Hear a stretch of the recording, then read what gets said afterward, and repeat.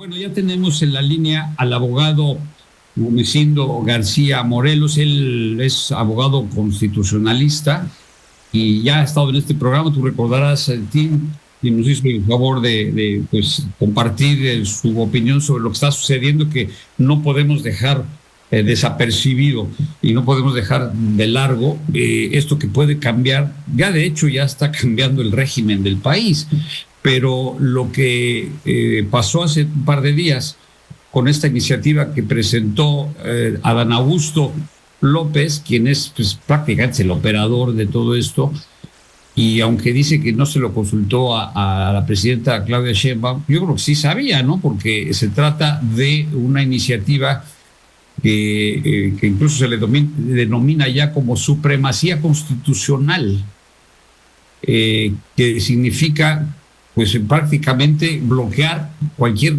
tipo de amparo, si ya de por sí ya estaba, que es lo que dicen, ya, si ya estaba la imposibilidad de pues reformar cualquier reforma, valga la redundancia, o de anular cualquier reforma constitucional, pues ahora pues parece que se pretende bloquear cualquier tipo de amparo. De eso que recularon, Tim, tú no sé si recordarás, e incluso pues habló del artículo 1, pero para mayor claridad agradezco que nos tome la llamada al licenciado Gumecindo García. Gracias nuevamente por estar con nosotros, abogado. Don Armando, muy buenas tardes, amigos del auditorio, muy buenas tardes. Es un gusto y muchas gracias por esta oportunidad. ¿Ante qué estamos? ¿Qué es esto? ¿Qué puede significar? Porque la intención aparentemente es pues blindar el poder y que si esto queda, pues hay posibilidad de cualquier tipo de abuso sin que el ciudadano pueda tener algún instrumento de protección como es el amparo o algún exceso que la autoridad pueda cometer contra los ciudadanos. Y con esta iniciativa que ya está a punto de aprobarse, con todo y que le matizaron un poco, es de preocuparse, Gumecindo. Sí, voy a usar una palabra suya, blindar el poder. Cuando el poder pretende perpetuarse dislocando la Constitución, que la Constitución es el instrumento para racionalizar el ejercicio del poder.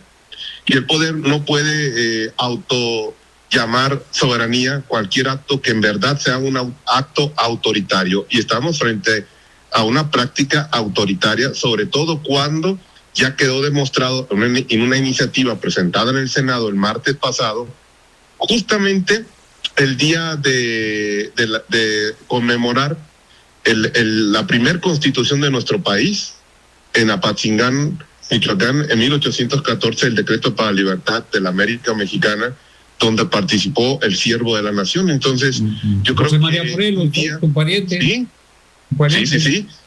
Y en este caso, bueno, en un contrasentido, aquel constituyente buscaba acabar con la monarquía, buscaba dividir el poder, buscaba una democracia para la sociedad, y esta iniciativa está justamente tratando de pulverizar un sistema de derechos humanos. Hay que ponerlo así. Se está tratando de pulverizar un sistema de derechos humanos. El miércoles de esta semana, en el marco del 16º Congreso Iberoamericano de Derecho Constitucional, que se celebra en la Universidad Nacional Autónoma de México, termina hoy por la tarde, en el cual participé con una ponencia. El miércoles escuché a un destapado candidato a ministro de la Suprema Corte, que Dios nos libre que llegue, se trata del señor Eduardo Andrade Sánchez, el cual pues legitimaba en su intervención, lo cual fue totalmente debatido y con muchos argumentos, de justificar desobedecer a la Corte Interamericana de Derechos Humanos y a cualquier órgano. Entonces, con esto vuelvo al punto de esta iniciativa. No entienden, y voy a partir desde la postura que puso Eduardo Andrade Sánchez. El ex cronista deportivo, ¿no? No, bueno, fue también. Sí fue, pero bueno, pasó a la política. Sí, es el mismo. El hermano de Sergio Andrade, el de Gloria Trevi. Exacto, él mismo. Ese personaje es del que estoy hablando, que quiere ser ministro Imagínense como ministro que va a decir que las decisiones de los órganos internacionales no deben acatarse. Y además, fíjense, algo importante, ¿qué nos aporta el derecho internacional de los derechos humanos?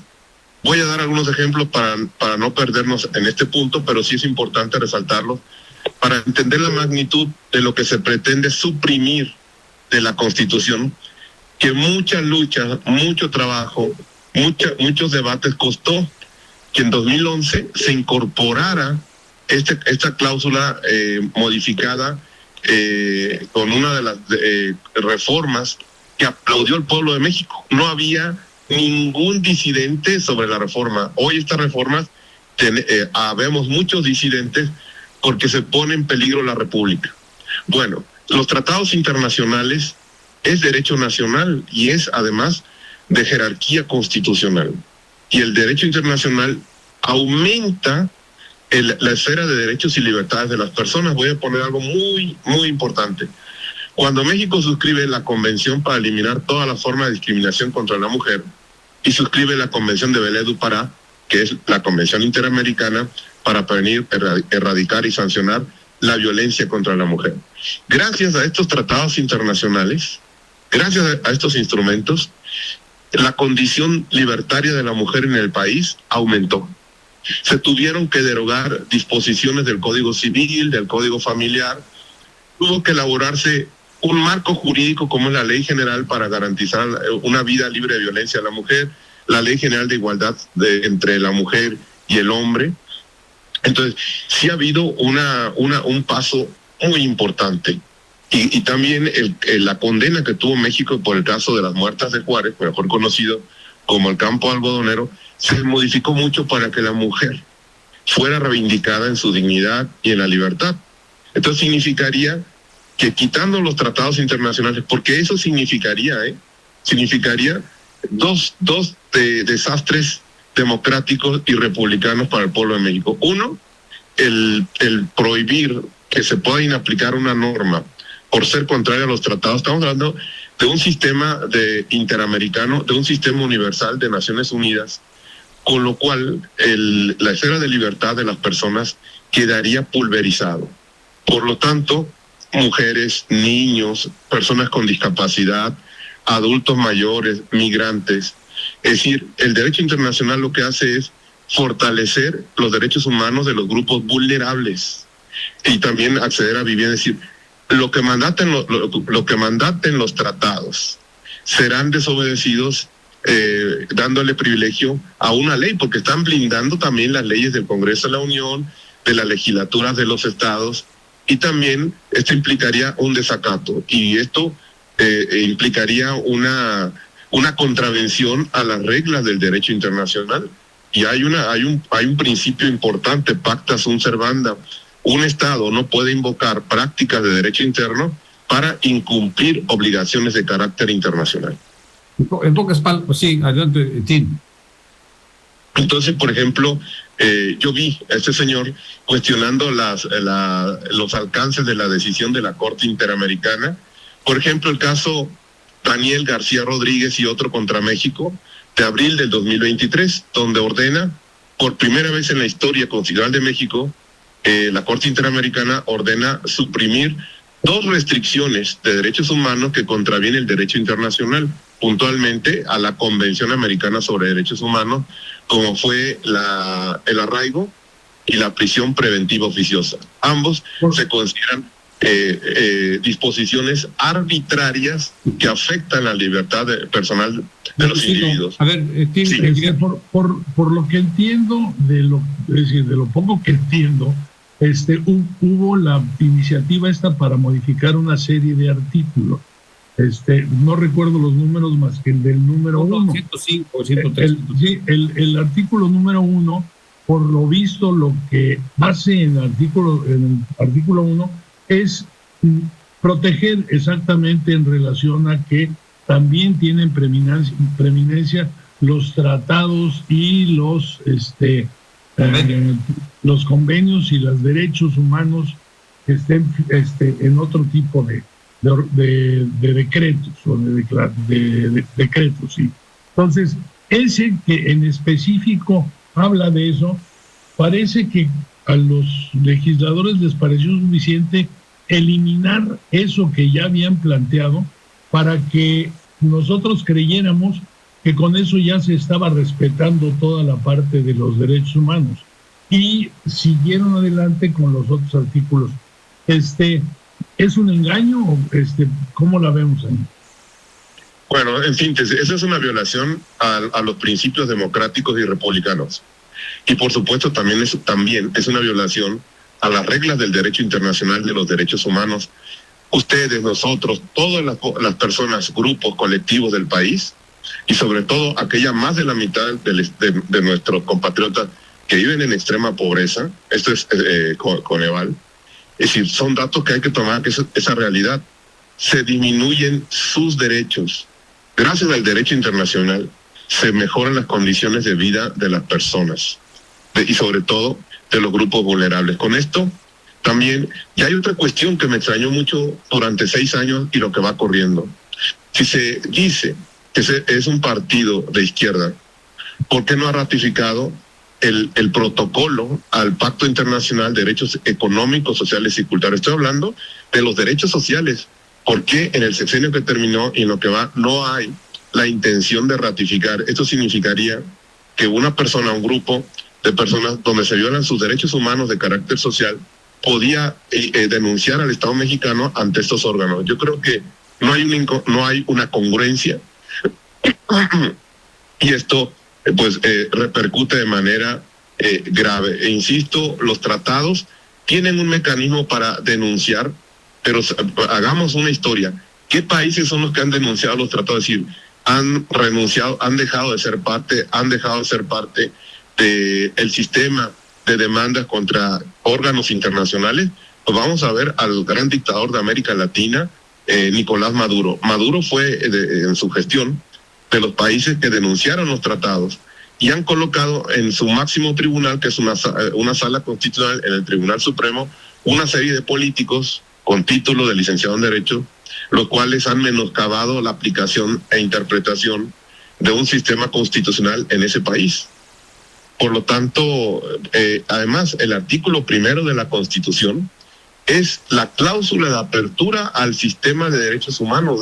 Nada más y nada menos que están afectando la cláusula de apertura. Esto sería un cambio drástico de régimen en nuestro país y eso lo calificaría así tal cual, como un acto de autoritarismo y de violación a los derechos humanos, porque las obligaciones que se contraen con un tratado no es que México tenga obligación hacia un órgano externo, sino son las obligaciones que por un acto legislativo donde participa el Senado se incorporan derechos y libertades para todo el pueblo del país, incluyendo por supuesto a los extranjeros, todas las personas, como dice el artículo 1 constitucional. Entonces hay que preocuparse y si hay un riesgo de perder los derechos. Finalmente, a ver... Sí, nada más una pregunta. Esto de darse la aprobación finalmente por parte del Senado y la Cámara de Diputados y los 17 estados necesarios a esta nueva modificación para poder blindar al poder, ya no hay nada que hacer, ya el judicial deja de tener funciones de alguna forma y ya caemos en una tiranía o en un autoritarismo. A menos de que la Suprema Corte dé para atrás toda la reforma, ¿no? En la tiranía ya estamos con este dislocamiento del sistema del Poder Judicial. Es decir, quitar jueces de carrera, que son un contrapeso, y luego poner jueces que van a ser un acomodo para que legitimen e inmunicen el poder. Eso es lo que yo veo en síntesis. Esa reforma del Poder Judicial es inmunizar el poder público. Y ya no hay nada que hacer. El presidente, la presidenta puede decidir que una decisión de un juez es contraria a la Constitución. No tiene esa competencia. Justamente para eso se dividieron funciones en un sistema de pesos y contrapesos como lo es nuestra Constitución. O sea que ya no hay nada la que Suprema hacer. Corte todavía podría echarla para atrás, pero todavía no se ha pronunciado. Incluso este tema podría ser también una cuestión. En el Sistema Universal de Protección de Derechos Humanos en Naciones Unidas hay el procedimiento 153 que se activa excepcionalmente, y ese es ante el Consejo de Derechos Humanos, cuando se considera que hay una violación grave en un país, como puede ser un genocidio, o este tema del artículo primero, repito, esa es la cláusula de apertura al sistema constitucional. Todos los actos del poder, todas las iniciativas, pensemos como una puerta, tienen que pasar por esa puerta. Y si la puerta, que es un filtro, no lo permite, por eso tratan de dislocar ese párrafo. Y es una regresión y además es una supresión de libertad, es una supresión de la República. Ahora, si se modificara, por supuesto que cabe el amparo. El amparo es procedente contra reformas arbitrarias a la Constitución. Vamos a tomar un contexto. América Latina, por ejemplo, puntualmente Argentina, Colombia y Perú, sus máximos tribunales se han pronunciado sobre la procedencia de revisar reformas a la Constitución. Por lo tanto, no es una cuestión que digan, hay una falsa apreciación de lo que es soberanía. La soberanía no significa arbitrariedad y de que el poder se pueda superponer a otro. Rudecindo, se nos vino el tiempo encima, pero si nos permites más adelante vamos a ver si tenemos la oportunidad nuevamente de platicar de cómo se va pues desarrollando este tema que sin duda va a afectar a todo el país. Con mucho gusto, siempre es un placer estar en este importante medio. Que te vaya muy bien, Rudecindo García. Igualmente, Morelos. Un abrazo, buenas tardes. Es abogado constitucionalista con gran experiencia en estos temas y la verdad sí hay de qué preocuparse. Tenemos que hacer la pausa, regresamos con más, no se vaya.